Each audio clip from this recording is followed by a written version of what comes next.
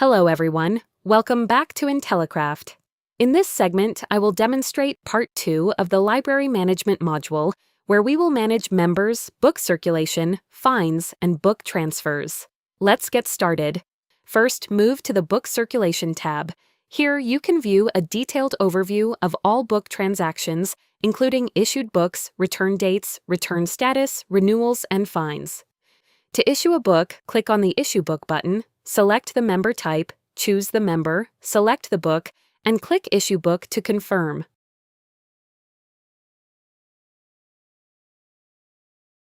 To return a book, click on the Return Book button, select the member type and member, view the issued books, and click Return Book.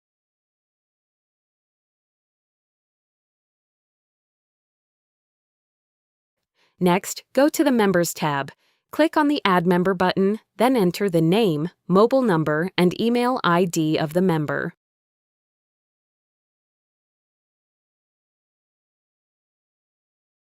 Once done, click on the Add button, and the member will be successfully added to the list.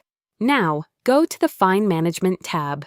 Here you can view a list of members with pending fines, along with the reasons and details of those fines, helping you track and manage them efficiently. Finally, navigate to the Book Transfer tab. Here you can select the transfer mode, either Library Book Transfer or Rack or Shelf Transfer.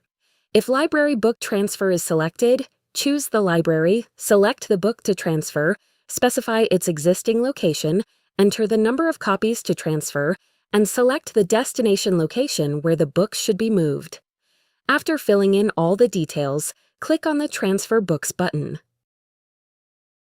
If Rack or Shelf Transfer is selected, first choose the transfer type, either full rack or full shelf. Then select the library name and rack from where the books need to be transferred, and choose the destination library and rack where the books should be moved. Once all the details are entered, click on the Transfer Books button.